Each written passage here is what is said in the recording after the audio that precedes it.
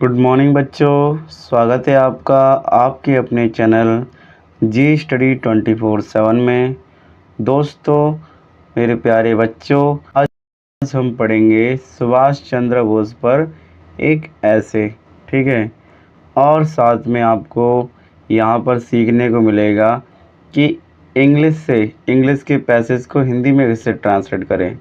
ये बहुत भारी समस्या होती है बच्चों में कि वो पढ़ तो लेते हैं बट बाद में जब वो ट्रांसलेट करते हैं तो उन्हें समझ नहीं आता है कि आखिर इसको कैसे हिंदी में ट्रांसलेट करें। तो आज मैं वर्ड टू वर्ड बताऊंगा। अगर आप पहली बार इस चैनल पर आए हो तो इसे सब्सक्राइब कर लीजिए। वीडियो को लाइक नहीं किया है तो लाइक कर लीजिए। तो स्टार्ट करते हैं अपनी वीडियो को, अपने पैसेज की, और हम इसकी हिंदी निकालते हैं। तो Subhash Chandra Bose was one of India's greatest freedom fighter. तो यहाँ पर बताया गया है कि सुभाष चंद्र बोस इंडिया के एक सबसे महान कहे जाते हैं या महान नेताओं में से, या फ्रीडम फाइटर यानी जिन्होंने आज़ादी दिलाई उनको हम कहते हैं फ्रीडम फाइटर, ठीक है। तो वो एक थे एंड लीडर्स, और एक लीडर्स थे, वो एक नेता थे। He is popularly known as Netaji. उन्हें ज़्यादातर पॉपुलरली माने बिल्कुल फेमस हो चुके थे जिस नाम से, उस नाम को कहते थे हम नेताजी। उन्हें नेताजी के नाम से भी जाना जाता था। ही वाज born on 23 जनवरी 1897, ठीक है, 97 इन कटक उड़ीसा।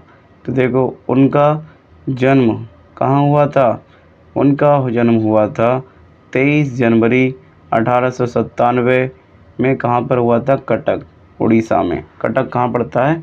उड़ीसा में। तो देखो सुभाष चंद्र बोस एक महान फ्रीडम फाइटर थे, ठीक है, और उन्हें नेताजी के नाम से भी जाना जाता था। उनका जन्म 23 जनवरी 1897 को कटक उड़ीसा में हुआ था, ठीक है। इतनी बात हमें समझ में आई। उसके बाद देखो बच्चों, फिर है फ्रॉम चाइल्डहुड, यानी बचपन से he was brilliant and deeply patriotic. वह बहुत बुद्धिमान थे और गहरे, देखो डीपली माने बहुत भी कह सकते हैं, बहुत वो बहुत ज़्यादा देशभक्त थे। ही पास द इंडियन सिविल सर्विसेज। उन्होंने, ठीक है, पास कर लिया। एक एग्ज़ाम है जिसको हम बोलते हैं इंडियन सिविल सर्विस, शॉर्टकट में ICS कहते हैं। तो इसको इन्होंने क्वालिफाई कर लिया, बट लेकिन refuse to work under the British government. तो उन्होंने उसको मना कर दिया क्योंकि उनको उनके अंडर में रह के काम करना पड़ता था ब्रिटिश गवर्नमेंट के, तो इसलिए उन्होंने क्या कर दिया, उस पर रिज़ाइन कर दिया। ही बिलीव्ड, वह विश्वास करते थे, दैट का मतलब होता कि India's freedom could only be achieve through struggle. तो वो विश्वास करते थे कि आज़ादी हम केवल पा सकते हैं, हो सकते हैं, कैसे हो सकते हैं, अचीव कर सकते हैं बहुत स्ट्रगल करके और सेक्रीफाइस करके। सेक्रीफाइस का मतलब क्या होता है? सेक्रीफाइस बलिदान दे करके, सेक्रीफाइस मतलब बलिदान दे करके हम क्या करेंगे, इंडिया को अपनी आज़ाद करा लेंगे, ठीक है। Subhash Chandra Bose form the Indian National Army. तो सुभाष चंद्र बोस ने गठन किया, फॉर्म का मतलब होता है गठन किया, इंडियन नेशनल कांग्रेस का, इंडियन नेशनल आर्मी का, जिसका नाम पड़ा INA, and gave the famous slogan. और उन्होंने एक बहुत ही फेमस नारा दिया जो इस प्रकार था, गिव मी ब्लड, मुझे खून दो, and I will give you freedom, मैं तुम्हें आज़ादी दूंगा। तो मुझे खून दो, मैं तुम्हें आज़ादी दूंगा, ये नारा था, ठीक है। अगला हमारा इसमें बताया गया है, he fought bravely to free India. उन्होंने लड़ाई करी बहुत ब्रेवली, बहादुरता से, ठीक है, और इंडिया को आज़ाद कराया फ्रॉम ब्रिटिश रूल। किससे? ब्रिटिश के जो साम्राज्य था, ब्रिटिश रूल था, शासन था, उससे हमारी इंडिया को उन्होंने क्या किया? आज़ाद किया।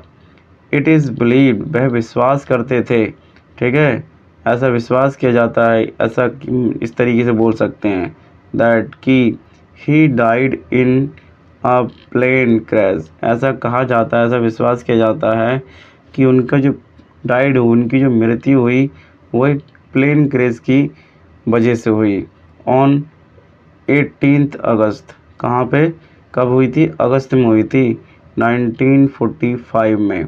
Through the circumstances of his death remain mysterious. तो इस वजह से, इस परिणाम स्वरूप जो डेथ है उनकी, वो एक मिस्ट्री सी बन गई है, रहस्य बन गई है, ठीक है, अभी भी रहस्य बनी हुई है कि आखिर किस तरीके से उनकी मृत्यु हुई है।